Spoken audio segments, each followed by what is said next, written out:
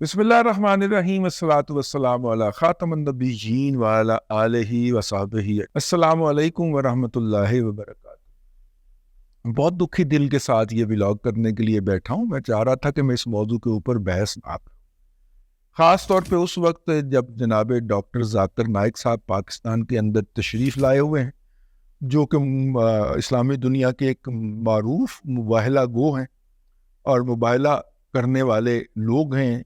تقابل ادیان کے اوپر ان کا ایک عبور ہے اور ان کے خلاف بہت سارے لوگ جو ہیں، بہت سارے فرقے جو ہیں، وہ باقاعدہ تلواریں سونت کے میدان میں ہیں، اور کچھ ہمارے دوست ترقی پسند ان کے خلاف زبان درازی کرتے ہوئے پائے جا رہے ہیں اور بہتی گنگا میں ہاتھ دھو رہے ہیں، اور جبکہ کچھ دوست جو ہیں وہ بغض پیٹ رہے ہیں۔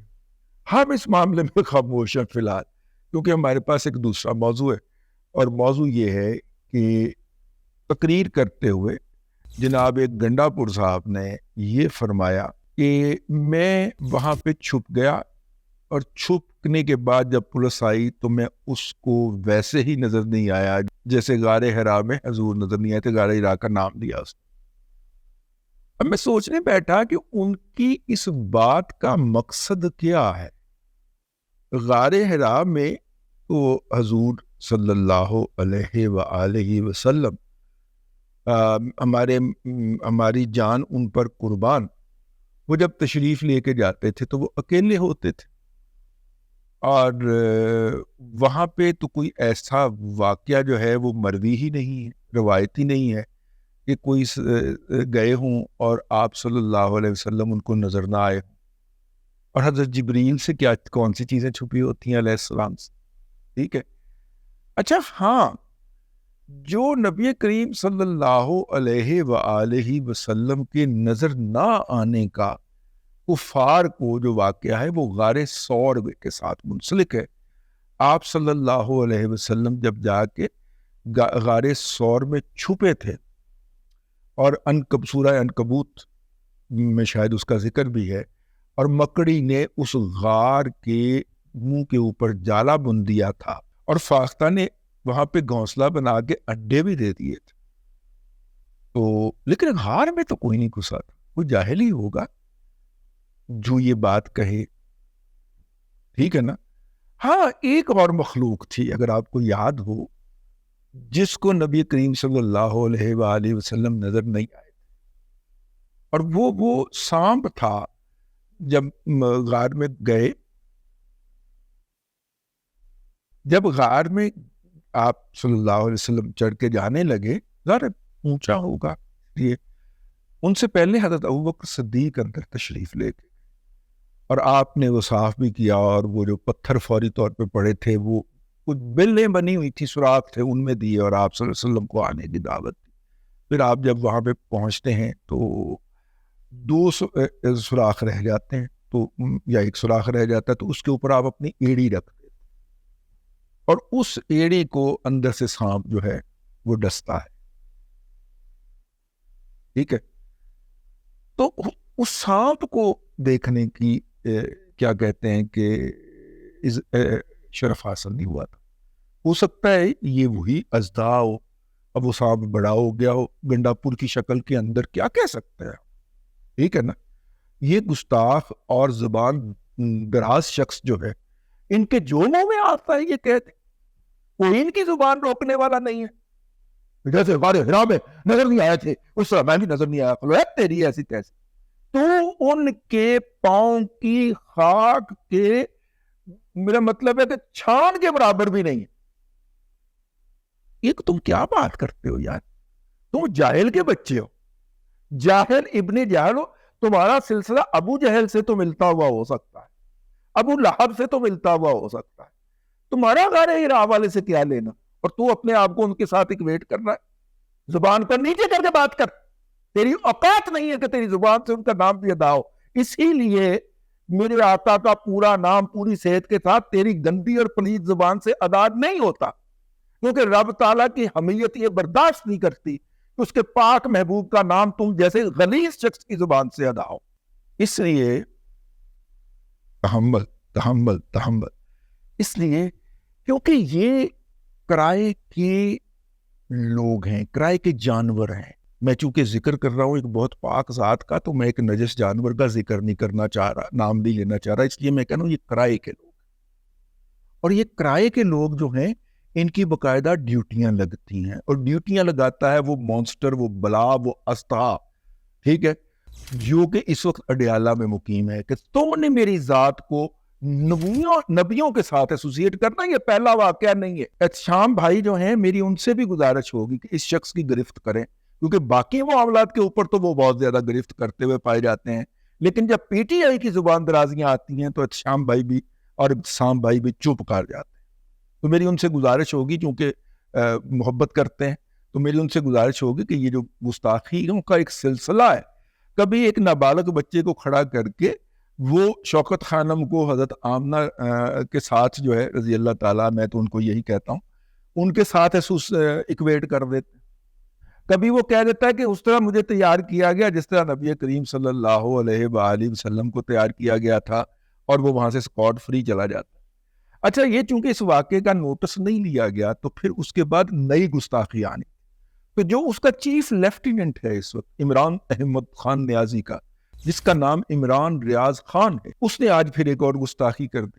اس نے حضرت یوسف علیہ السلام کا نام کسی لقب اور کسی مطلب کہ جو ان کے اوپر ہم احتراماً علیہ السلام لکھتے ہیں اس کے بغیر لکھتے، اور یوسف کو لفظ واحد کی شکل میں لکھا. ہم جس بھی عام شخصیت کا احترام کرتے ہو ان کا نام جو ہے وہ پورے حسب نسب اور احترامی القابات کے ساتھ لکھتے ہیں. جناب محترم حضرت قبلہ، ٹھیک ہے. ہم ہر نبی کے نام کے ساتھ حضرت اور علیہ السلام لگاتے ہیں. کیوں؟ کیونکہ پچھلے تمام انبیاء کو مانے بغیر جن کا ذکر قرآن میں ہے، ہمارا ایمان ہی مکمل نہیں ہوتا. ہم حضرت عیسیٰ کو حضرت عیسیٰ علیہ السلام کہتے ہیں کیونکہ ان کو نبی، اللہ کا نبی مانے بغیر اور ان کو نبی کا احترام دیے بغیر ہمارا تو اسلام ہی مکمل نہیں ہوتا بھائی. ٹھیک ہے نا. میں ایک کم علم سا مسلمان ہوں، بے عمل سا، لیکن اتنا علم تو مجھے بھی ہے جو میں نے اساتذہ کے ہاں زانو تلمذ طے کیا، جن بڑے لوگوں کے ہاں، ان سے ہم نے یہ سیکھا ہے. اور جو تھوڑا بہت سیکھا ہے وہ میں آپ کی خدمت میں عرض کر رہا ہوں، کیونکہ آپ میرے سے برداشت. عام دنیاوی لوگوں کا ذکر کرتے ہوئے پورے احترامی القابات استعمال کرتے ہیں، کجا کے انبیاء کا ذکر. اور انبیاء بھی وہ جن کا میرے آقا صلی اللہ علیہ وآلہ وسلم نے مختلف حوالوں سے اور مختلف روایات میں ذکر فرمایا ہو، اور ان سے وہ روایات اور وہ احادیث ضعیف ہی صحیح لیکن روایت ہو کے ہم تک پہنچی ہوں. ہمارے لیے تو ان کا بھی بڑا مقام، کم علمی کے اوپر معذرت چاہتے ہوئے ان کا نام بھی ہم حضرت یوسف علیہ السلام لیں. تو موصوف عمران ریاض خان نے نہ ان کے ساتھ حضرت استعمال کیا ہے نہ علیہ السلام استعمال کیا، تو گستاخی تو ہو گئی.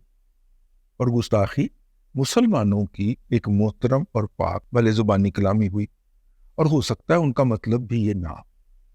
لیکن میں یہ سمجھتا ہوں کہ یہ جو جتنے بھی اس کلٹ کے لوگ ہیں جو کہ کرائے پہ اسی کام کے لیے لیے جاتے ہیں، کہ وہ وقتاً فوقتاً یہ گستاخیاں کریں.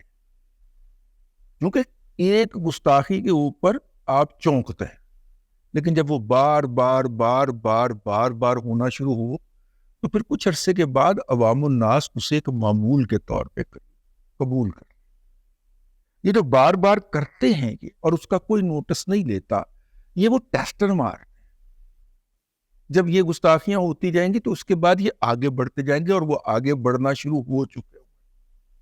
اگر آپ بر صغیر پاک و ہند کے اندر اٹھنے والے مختلف مذہبی فتنوں کی طرف جائیں تو آئے وہ بھی حضرت یوسف اور حضرت عیسیٰ کی طرف سے تھے. آج بھی ان کا اصرار ہے کہ وہ تو مسیح موعود تھے. مسیح موعود کے کیا نام وہ لیتے ہیں. اور بھی یہ جتنی سازشیں اٹھتی ہیں نا، اور بھی جتنی چولے وجود میں آتی ہیں آپ کے اور میرے سامنے اس طرح کے دعوے لے کے، وہ اس کے اندر مسیح ضرور ڈالتے.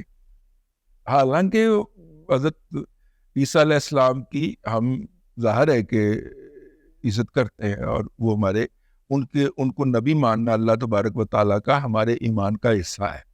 ٹھیک ہے. اپنے وقت کے وہ بھی مسلمان ہی تھے نا, اسلام کی طرف ہی بلانے آئے تھے. اس وقت کا اسلام وہ تھا جس کی طرف انہوں نے بلایا تھا لوگوں کو. ٹھیک ہے, تو میرا کہنے کا مطلب یہ ہے کہ یہ بلا کسی اس کے نہیں ہے, اور اس کا نوٹس لیا جانا چاہیے باقاعدہ کہ یہ ان میں سے جن کے منہ میں جس کے منہ مطلب گنڈا پور اٹھتا ہے تو اپنا کمپیرزن نعوذ باللہ من ذالک نبی کریم صلی اللہ علیہ وسلم کی ذات سے کر دیتا ہے صلی اللہ علیہ وآلہ وسلم, اور یہ اٹھتا ہے تو یہ میرا مطلب ہے کسی بھی نبی کے ساتھ بے تکلفی شروع کر دیتا ہے, اور وہ اٹھتا ہے تو وہ کہتا ہے کہ جی مجھے بھی اس طرح تیار کیا گیا جس طرح نعوذ باللہ من ذالک نقل کفر نباشد, وہ مجھے جس طرح نبی کریم صلی اللہ علیہ وسلم کو تیار کیا گیا تھا. اور میرا مطلب ہے کوئی اور اٹھتا ہے تو وہ کچھ اور کہہ دیتا ہے, وہ ایک خاتون اٹھتی ہے تو وہ کہہ دیتی ہے, وہ انہیں اس دور کا کچھ اور کہہ دیتی ہے. میں تو لفظ دہرانے کی بھی ہمت نہیں کر رہا, یہ بائی انٹینشن ہو رہا ہے. اس خاتون کو بہت کم لوگوں کا پتا ہے کہ اس خاتون کو اس بکواسیات اور واہیات بک کے بعد راتوں رات پاکستان سے باہر بھیج دیا گیا. ٹھیک ہے نا, تو یہ پوری پلاننگ کے ساتھ یہ سازش ہو رہی ہے. اور مجھے حیرت اس بات کی ہے کہ جو بڑے لوگ چھوٹے چھوٹے ایشو کے اوپر جن کے پیٹ کے اندر مروڑ اٹھتا ہے ان کو یہ گستاخیاں نظر. میں اس موضوع کے اوپر جذباتی ہو جایا کرتا ہوں, اس لیے میں زیادہ ڈیٹیل میں نہیں جاؤں گا. بس جو لوگ اہل نظر ہیں جن کا علم یقیناً مجھ سے زیادہ ہے, ان کو اس حوالے سے نہ کہیں تو شٹ اپ کال دینا پڑے. اب تک کے لیے اتنا ہی. اگلے ولاگ کے اندر پھر حاضری ہوگی. اللہ تبارک و تعالیٰ آپ کو آسانیاں عطا کرے اور آسانیاں خلق خدا میں تقسیم کرنے کی توفیق.